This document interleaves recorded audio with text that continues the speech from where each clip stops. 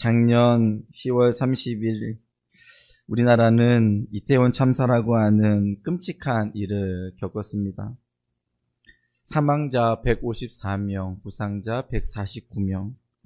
정말 말도 안 되는 안타까운 사고였습니다.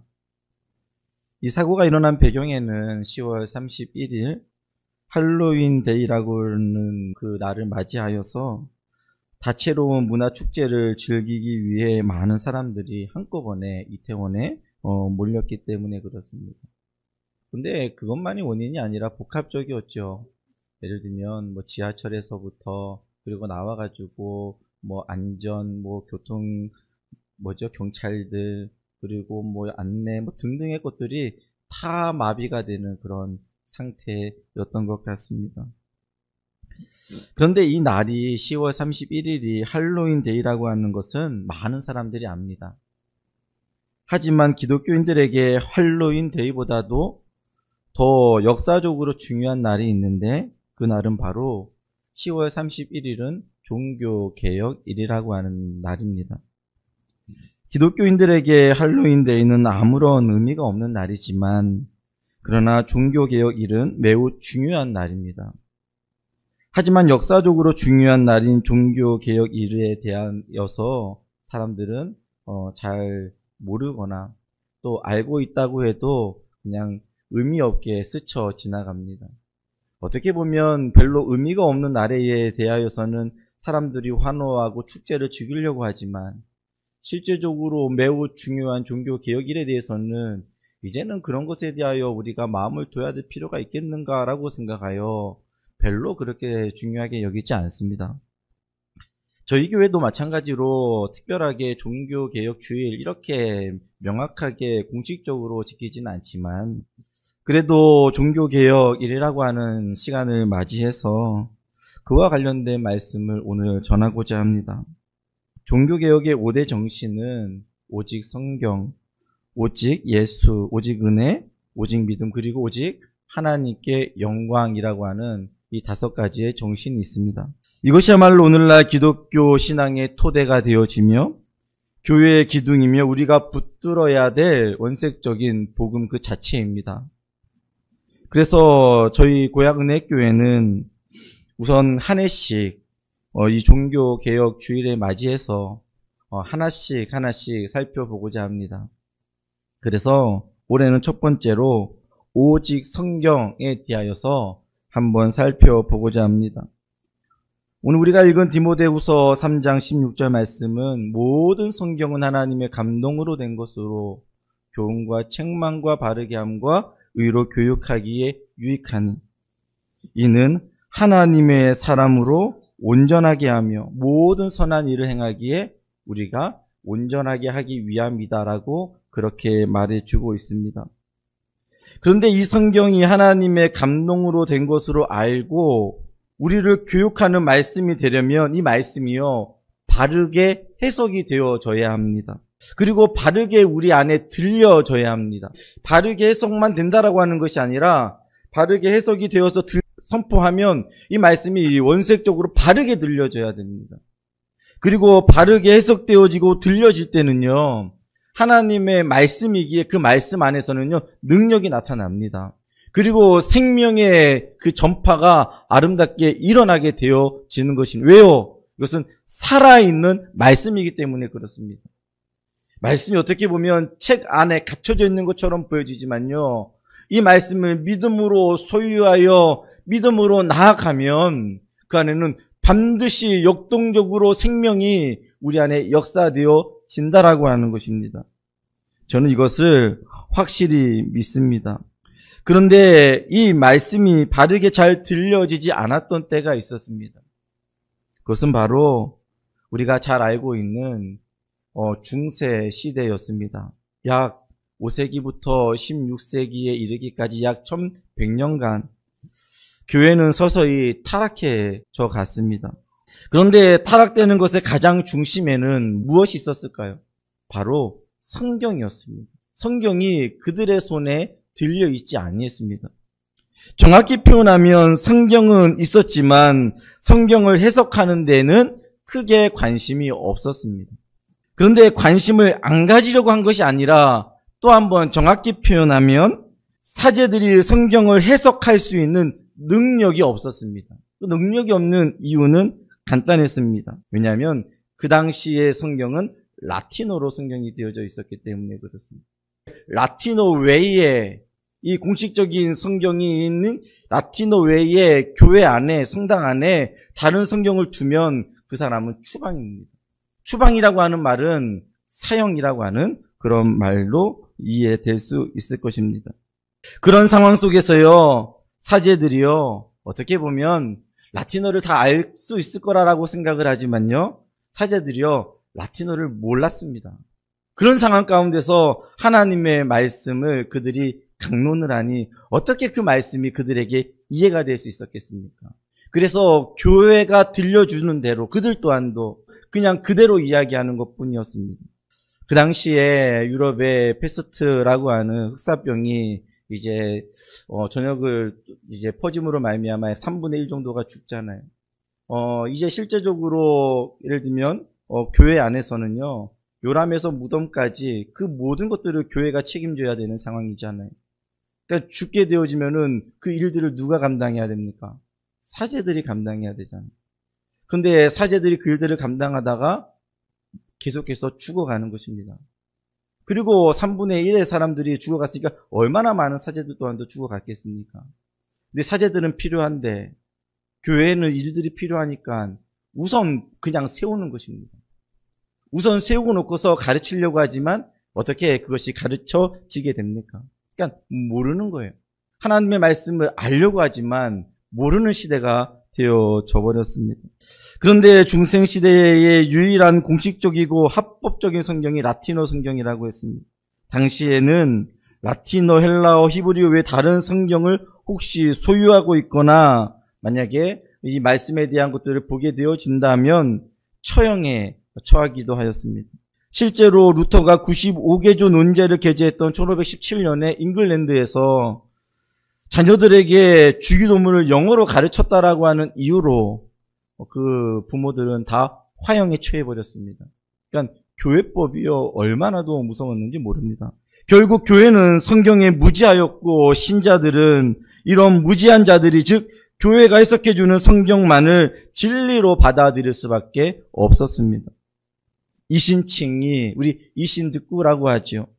복음에는 하나님의 의가 나타나서 믿음으로 믿음에 이르게 하나니 기록된 바 오직 의는 믿음으로 말미암아 살리라 함과 같으니라 라고 하는 이 이신칭에 대한 말씀이 그들에게는 들려지지 않았습니다. 그들에게는 믿어지지 아니했습니다. 즉 그들에게 있어서 의로워지는 방법은 복음에는 하나님의 의로움이, 하나님의 오르심이 나타나서 이것을 내가 믿는 것인데, 하나님이 우리를 위하여 모든 것이 다 이루어 주신 것이, 하나님의 또 다른 의가 우리에게 나타나심으로 말미암아 결국 우리를 하나님께서 구원해 주신 것인데, 그 우리에게 의가, 다른 의가 필요한데 그 의는 우리의 행함이었습니다. 그래서 나를 잘못을 하고 범죄를 저지르면 보속이라는 것을 해야 했습니다. 예를 들면 마리아의 이름을 10번을 외친다든지, 예를 들면 주기도문을 10번, 20번, 100번을 암기한다든지 다양한 방법으로 교회는 보속이라고 하는 것을 행해야 했습니다. 그 당시 교회는 계속해서 타락해져 갔기 때문에 결국은 이 보속이라고 하는 것은 부족한 것을 채우는 것인데요. 너의 부족한 것을 복음으로 채우는 것이 아니라 어떤 것을 채우냐고요? 자기가 가지고 있는 힘과 능력으로 그것을 채워야 했습니다. 결국 교회는요, 이런 상황 가운데서요, 연옥교리를 만들게 되어집니다. 왜요? 거대한 성당을 지어야 됐습니다. 그 바티칸 성당이죠. 지금도 있는 그 성당을 짓기 위하여서 결국 많은 재정이 필요했습니다. 그리고 그 재정을 위하여서 면제부, 다른 말로 면벌부라고 하는 것을 팔게 되어졌습니다. 그 당시에요, 교회 안에나 또 교회 옆에는요, 공창이라고 하는 것이 있었습니다. 사제들을 위해서 예를 들면 창녀들과 함께 놀아나는 하나의 방편들이 그곳에 있었다라고 하는 것입니다. 교회가 타락하려면 어디까지 타락하는지 보여줍니다. 사생자들이요, 평균적으로 7명에서 8명이 있었다고 합니다. 한 명의 사제들에게 말입니다. 뿐만 아니라 이 교회에 있어서 8살 아이에게 무엇을 시키냐면 주교라고 하는 것을 시켜버립니다. 오늘날로 이야기하면 총회장 이런 것을 8살 아이한테 시키는 거예요. 세우는 거예요. 뭘 알겠어요? 어떤 무엇을 이뤄낼 수 있겠어요? 13세 아이에게도 또 그런 비슷한 일들을 하고 그 아이가 또 자라서 교황까지 됩니다. 그 교황이 바로 루터를 파면시켰던 레오 10세였습니다. 이런 상황 속에서 루터는요, 말씀을 그가 대하게 됩니다. 자신이 지금껏 그도 사제였지만 자신이 알고 있었던 그리고 교회가 해석해 주었던 성경이 진리가 아님을 그는 깨닫게 되어졌습니다. 그의 아버지가요, 5살 때부터 좀 제대로 된 교육을 하고 싶어서 그를 5살 때에 라틴어 학교에 보냈습니다. 그래서 루터는 라틴어에 대한 성경에 대한 내용들을 볼 수 있었고요. 그리고 또 에라스무스가 헬라어 성경을 번역하였는데 그 내용들을 루터는 읽기 시작하였습니다. 그러면서 교회가 해석해주는 말씀이 아니라 자신이 하나님의 말씀을 대하며 이 말씀이 자기 안에 진리로 다가온 거예요. 복음에는 하나님의 의로움이 나타나서 믿음에 이르게 하나니 기록된 바 오직 의인은 믿음으로 말미암아 살리란 것 같습니다. 이 말씀이 자기에게 진리로 다가온 것이었습니다. 그리고 그는 성경 앞에 진실함으로 서게 되어집니다. 교회가 해석해준 성경이 아니라 자신이 직접 눈으로 보고 해석한 그 하나님의 말씀이 그 말씀이 자기 안에서 생명과 같이 꿈틀거리게 되어집니다. 그리고 그는 하나씩 글들을 써내려가는데 결국은 그 당시 교회 안에 있는 반박문을 써내려가는 것입니다. 그게 총 99개의 논조 반박문이라고 하는 것입니다. 다르게 이야기하면 99개의 질문 대화해보자라고 하는 내용입니다. 저는 종교개혁 이 기념일을 맞으면 다른 때는 참 책들을 좀 못 읽어도 종교개혁 이때만큼은 관련된 책들을 하나씩 읽으려고 합니다. 근데 이번에도 95개 논조에 대한 내용들을 하나씩 다 살펴보면서 루터의 마음이 어땠는가라고 하는 것들을 한번 살펴보게 되어졌습니다. 한번 그 1번 질문이 1번의 내용이 이것입니다. 우리의 주요 선생이신 예수 그리스도께서 회개하라고 명령하셨을 때 그 뜻은 신자의 모든 삶이 돌아서는 것이다. 이 말씀 이해가 되나요? 한번 다시 읽어드릴까요? 우리의 주요 선생이신 예수 그리스도께서 회개하라고 명령하셨을 때 그 뜻은 신자의 모든 삶이 돌아서는 것이다. 여러분들 이거 이해 안 되시는 분은 아마 없을 거예요. 주님께서 회개하라 천국이 가까웠느니라 라고 했을 때 회개하라라고 하는 것은 가다가 그 길이 아니면 돌아서는 것을 우리는 회개라고 하는 것을 우리는 이해하고 인식하고 있습니다. 그런데 그 당시 라틴어 성경을 통하여 교회의 가르침은 그래야지 아니었습니다. 즉 회개의 개념은 그냥 회개하여 돌이키다라고 하는 개념이 아니라 너가 그 죄값을 치러라라고 하는 것입니다.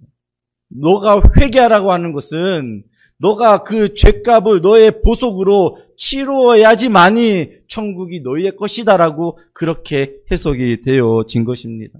그래서 루터는 1번 문제부터 예수 그리스도께서라고 이야기하며 결국 우리 안에 회개라고 하는 것은 그것은 돌이키는 것이지 내가 그 무엇을 갚는 것이 아님을 루터는 1번부터 정확하게 말하고 있었습니다.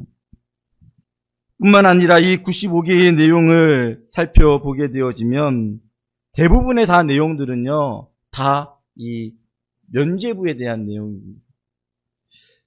제가 이렇게 책을 그냥 한번 짧아요. 여러분도 한번 사서 보기는 되게 얇지요.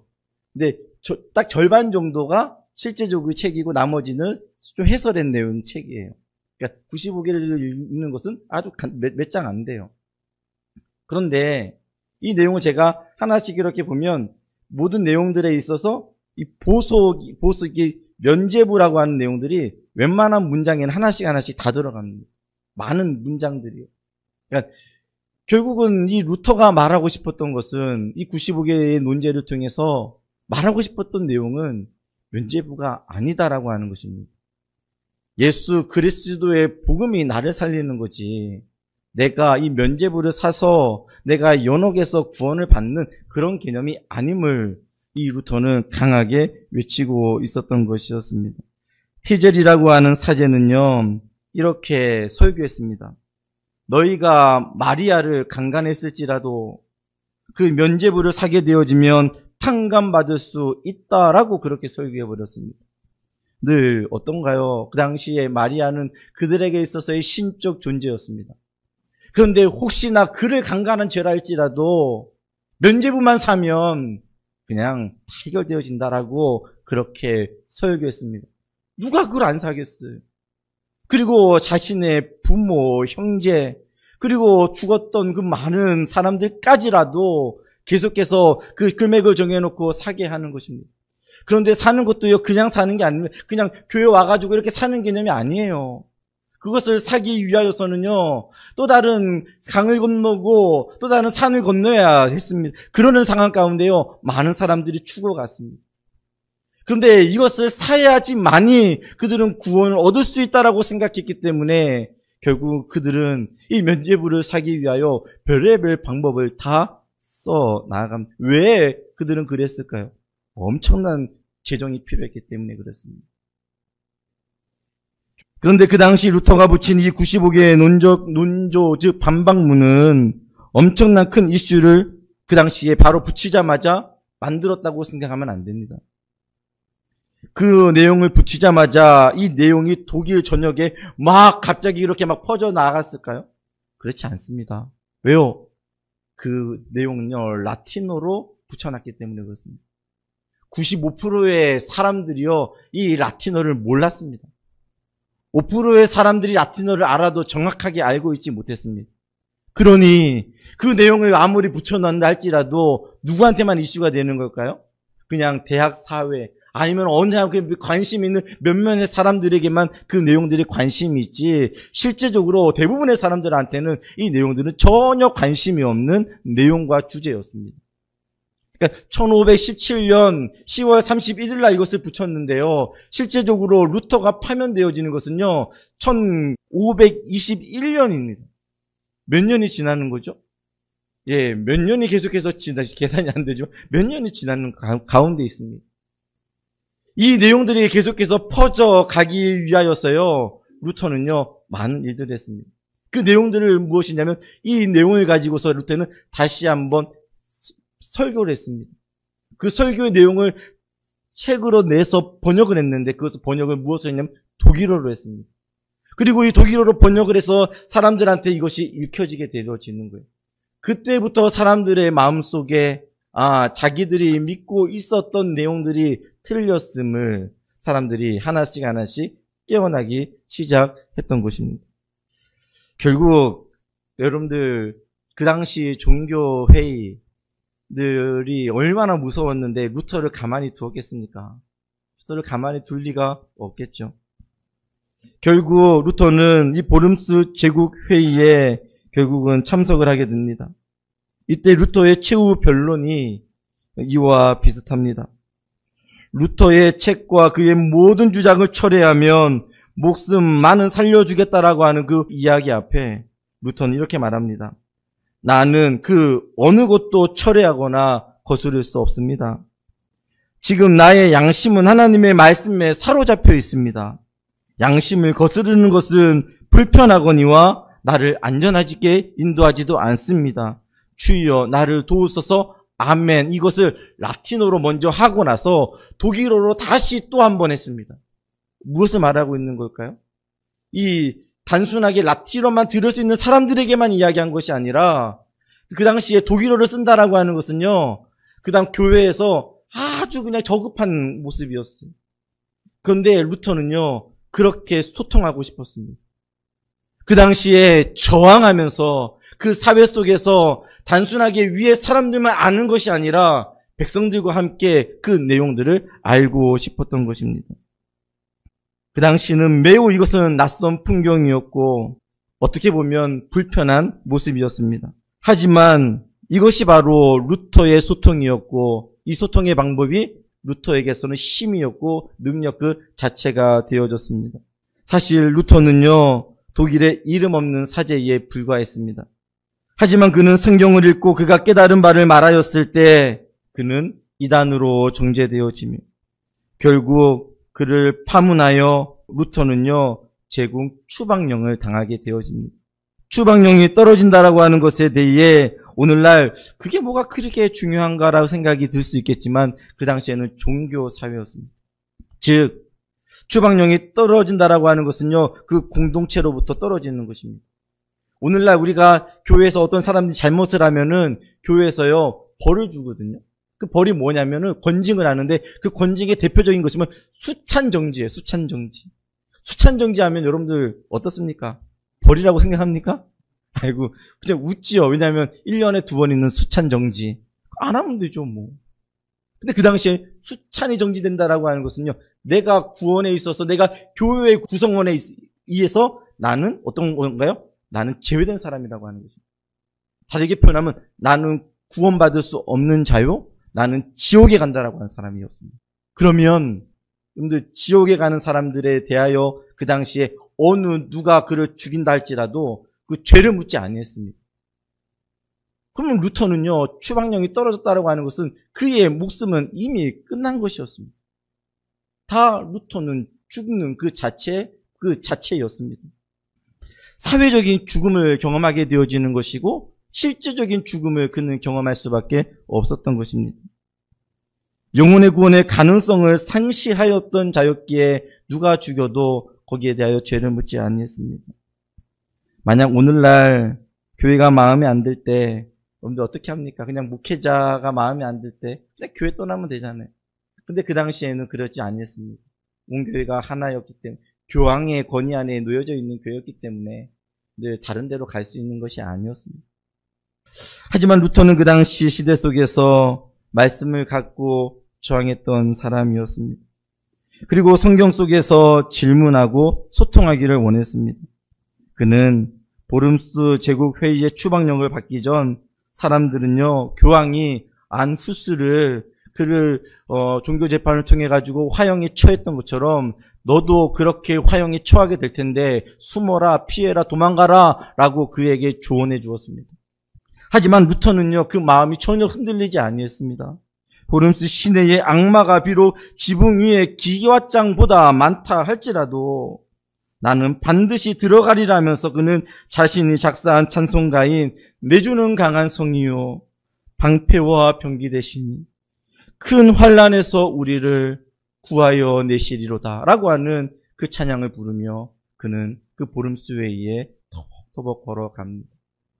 그리고 그가 말할 수 있는 그 반박의 내용들을요, 하나씩 풀어 그곳에서 설명해 내었습니다. 그리고 너는 교회에서 끝, 너는 완전히 파면, 너는 출교라고 하는 것들을 그에게 완전히 내어버렸습니다. 루터는요, 죽은 목숨과 다름이 없었습니다. 아니, 그는 이미 끝난 것이었습니다. 그 당시에 어떻게 보면 대학 교수요, 사제였기 때문에 괜찮은 사람이었습니다. 그 당시에 다른 사람들이요, 예를 들면 한 달 월급으로 한 1.5굴된 정도 받았다면 루터는요 8굴 정도를 받았던 사람이었습니다. 그런데 그 모든 것들에 대한 것들이 다 포기되어졌고 결국은 그는 죽는 신세가 되어져 버렸습니다. 그런데요, 또 하나님의 놀라운 은혜요 역사는요 또 반전이 있고 기적이 일어나잖아요. 그냥 역사적인 내용에 따르면 그래요. 이 프레드리 선제우라고 하는 사람이 하얀 말을 타고 와서 루터를 낚아챕니다. 그리고 루터를 바르크부르크 성에다가 그를 숨겨 놓습니다. 그러면 바르크부르크 성에서 루터가 뭐 했을까요? 그곳에서 그는 11주 동안 그는 신약 성경 번역 작업을 했습니다. 그리고 번역 작업을 하여 그 성경이요 독일에 뿌려지게 되어집니다. 그런데요, 중세 시대의 성경의 가치는요 필사본이거든요. 그 필사본이 한 권의 책의 가치는 얼마였냐면 약 5억 원 정도였습니다. 그런데요, 이제 막 구텐베르그의 인쇄술이 발달되어지고 그 당시에 이제 산업에 대한 것들은 인쇄술이었습니다. 그러면서 하나님의 은혜의 역사 가운데서요, 이 실제적으로 5억 하는 그런 값어치가 얼마로 떨어지냐면 약 한 150만 원, 200만 원 선으로 떨어져 버리는 것입니다. 그러니까 한 달 정도 일하면 충분하게 성경을 살 수 있는 그런 가치로 성경이 떨어진 거죠. 5억 하는 거 200만 원 하는데 누가 안 사겠어요? 사람들은요, 그 번역된 성경이요, 처음에 그 1세 번역이 되어졌을 때 약 4,000권, 5,000권이 번역, 한 번에 그냥 다 나가버렸습니다. 그리고 계속해서 번역 작업을 하는데요, 똑같은 책이 번역되어지는 것이 아니라 루터는 계속해서 조금이라도 틀리고 잘못된 것들이 있다면 그 내용들에 있어서 수정하여 계속해서 번역 작업의 성경을 이 독일 사회에 내어놓았습니다. 어떻게 되어졌을까요? 사람들이 성경을 읽으며 성경 말씀 앞에 자기 자신을 내어놓으며 교회가 해석해 준 성경이 아니라 자신이 읽고 깨달은 그 말씀을 통하여서 사람들은 변화되어져 갔습니다. 그렇습니다. 종교개혁의 가장 중심에 있었던 것은요, 다름이 아니라 성경이었습니다. 그리고 그 성경을 갖고 시대와 소통해야 하는 것이고, 결국은 성경을 가지고 루터는요, 질문하기를 원했습니다. 질문하여 답하는 것이었습니다. 그들의 믿음을 강하게 하는 것은 다름이 아니라 교회의 권위가 아니라 하나님의 말씀이 성경이라고 저는 믿었습니다. 그럼 우리는 어떠한가요? 우리나라의 성경이 왔을 때, 여러분들 우리나라의 성경은 쉽게 그렇게 왔나요? 그렇지 않죠. 1866년에 토마스 선교사가 제너럴 셔머로를 타고 대동강을 거슬러 왔을 때 그가 성경을 먼저 한문 성경을 그에게 뿌립니다. 그런데 그가 오기 전에는 이미 그의 사랑하는 아내가 결국은 그 중국 상해에서 결국은 그는 죽게 되어집니다. 그의 사랑하는 가풀이라고 하는 그 아내가 결국은 죽게 되어지는 그 상황 속에서 그는 선교에 대한 자전의 마음을 갖고 있었어요. 그런데 그의 마음속에 한국이라고 하는 이 나라에 대한 이야기가 들려졌고, 그리고 다시 그는 한글을 공부하면서 그는 그의 마음 가운데 마음을 불태웁니다. 그리고 그가 이 땅에 이제 제너럴 쇼머를 타고 이제 대동강을 거슬러 올라왔을 때, 이제 우리나라 사람들이 이제 미국의 상선 임무를 통해서 이제 멈추라고 했는데, 뭐 소통이 안 되니까 멈출 수 있나요? 이제 올라오다가 이제 결국은 뻘에 의하여서 결국은 그 제너럴 쇼머로가 결국은 이제 정박하게 되어지죠. 나오게 되어졌을 때요, 사람들이 무참히 그들을 칼로 그리고 난도질했습니다. 그리고 토마스 선교사가 결국은 나오게 되어졌을 때 그는 무엇하고 기도했는지는 모르지만 무엇이라고 기도하고 사람들에게 성경을 나눠주었습니다. 그 성경을 받았던 자들이 결국은 박영식, 김영식, 박춘수라고 하는 사람들이 결국은 어떻게든 박중식이라는 사람들이 성경을 가지고 자기 집에 붙이잖아요. 그리고 세 권의 성경을 가지고 막 붙이고 나서 이제 왔다 갔다 하면서 화장실에도 등등해서 성경을 읽으면서 결국은 그 마음 안에 성경을 읽으니까 그 마음 안에 뭐가 생기는 거죠? 생명이 들어오는 거예요. 변화가 되어지는, 예수님을 믿게 되어지는 거예요. 그리고 그곳이 바로 한국의 최초의 널다리 교회가 되어지고, 그 널다리 교회가 결국은 평양 대붕의 장대용 교회의 모체가 되어지는 것이 바로 이 성경이 전해짐으로 말미암아 일어났던 한국 교회의 평양 대붕의 역사였습니다. 그러면 우리나라의 성경이 그 이전에, 그 이후에 예를 들면 이수정이나 아니면 존 로스 선교사님들에게 쉽게 번역이 되어져 하나님의 놀라운 섭리가 있었습니다. 이미 언더우드 와펜젤로 선교사님이 들어올 때 이수정이 번역한 이 성경을 가지고 들어왔거든요. 우리나라는 특별하게 하나님의 말씀이 성경을 통하여서 하나님의 말씀이 읽혀졌고 그 말씀을 통하여 새로워져 갔던 민족입니다. 그런데요, 오늘 우리의 삶을 한번 돌아보면 어떨까요? 그런 상황 가운데 여러분들 양화진 선교사 묘지 여러분들 가보셨습니까? 양화진 선교사 묘지 가서 여러분들 안내를 한번 받아보십시오. 안내를 받으면 대부분의 그 내용들이 무엇이라고 이야기하냐면 이분이 성경 번역 작업을 하다가 돌아가셨고, 이분이 성경 번역 작업을 하다가 돌아가셨고, 이분이 대부분 다 성경 작업을 하다가 번역하다가 다 돌아가셨습니다. 결국은 한국 사회, 아니 그분들이 이 땅에 와서 그들에게 우리에게 주려고 했던 메시지가 교회 부흥 성장 어떤 무엇이 아니라 하나님의 말씀을 우리에게 주고 싶었던 것입니다. 그 말씀을 읽히고 싶었고 그들도 그 말씀을 읽음으로 말미암아 생명이 그들에게 들어왔던 것처럼 우리도 이 말씀을 읽음으로 말미암아 하나님의 말씀이 깨달아지기를 그들이 원했던 것입니다. 그런데 오늘 이 시대에 506년의 시간이 흘러 종교개혁주의를 맞이하여 다시 한번 우리들을 보면 이 성경이 읽혀 지나는 것입니다. 여러분들 똑같지 않나요? 그냥 교회가 해석해주는 그 말씀만을 여러분들 믿는 것 아닌가요? 사실 그것도 좋은 신앙이기는 합니다.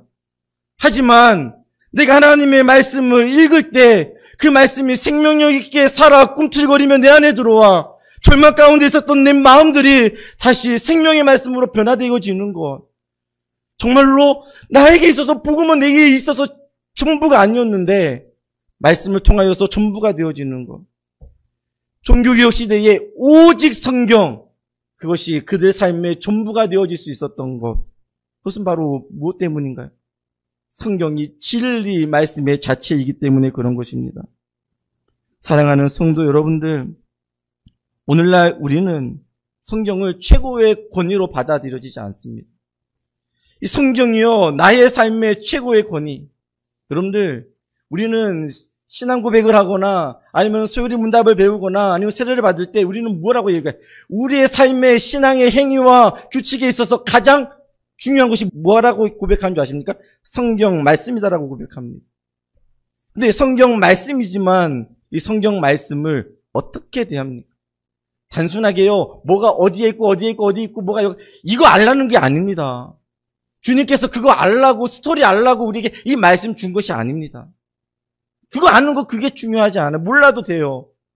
몰라도 구원받을 수 있고요. 그러나 오직 성경, 내가 이 말씀 앞에 굴복되어지는 신앙인인가? 말씀이 그렇다면 내가 그 말씀 앞에 내 권위를, 내 자아를, 내 경험을, 내 이성을 그 앞에 굴복시킬 수 있는가? 실제적으로 굴복시킬 수 없다면 오직 성경이 아니라 그러면 성경이겠죠. 그냥 별 볼 일 없는 성경이겠죠. 누구에게나 다 있는 그냥 아무렇게나 읽혀지는 성경이지 아니겠습니까? 우리의 삶의 권위가, 최종적인 권위가 성경이기를 예수 그리스도 이름으로 축원드립니다. 성경을 가까이 하고 성경을 읽으시기를 바랍니다. 그리고 성경을 사랑하는 성도님들이 되시기를 바랍니다. 그리고 성경을 가까이 하십시오. 성경을 가까이 하면 나도 모르는 사이에 말씀이 주는 능력과 힘이 있어요. 이번에 우리 성경 읽기 대회 했잖아요. 근데 성경 읽기 대회 하면서 사실은 그냥 아무 생각이 없어요. 무조건 3일 해야 된다라고 하는 생각으로 주구장창 읽는 거죠. 근데 제 마음속에요, 주구장창 읽는데도 말씀이 때로는 내 마음 안에 확고한 신앙 가운데 거하게 하더라고요. 그냥 서둘러 읽는데도요. 그런데 우리 성경에 읽는 기본 자세가 뭔지 아십니까? 이성적으로 성경을 읽으면 안 됩니다. 성경을 읽을 때는 꼭 하나님 앞에, 하나님 내가 성경을 이렇게 읽는 사람이 성경을 알면요, 성경은 도리어 독이 되어지고 율법이 되어지고 사람을 정죄하는 것밖에 되지 않습니다. 하나님, 이 성경 말씀이 내 안에 은혜로, 능력으로 깨달아지는 역사로 은혜를 부어주소서라고 하나님을 전적으로 의지하며 나아가야 됩니다. 그러면 하나님께서 어린 아이랄지라도요, 이 성경 말씀이 은혜로 깨달아지는 것입니다. 마지막으로 우리의 권위가 최종적인 것이 주님의 말씀이기를 바랍니다. 그래서 물론 교회 안에서 가르쳐주는 그 말씀과 더불어서요, 저는 그래요.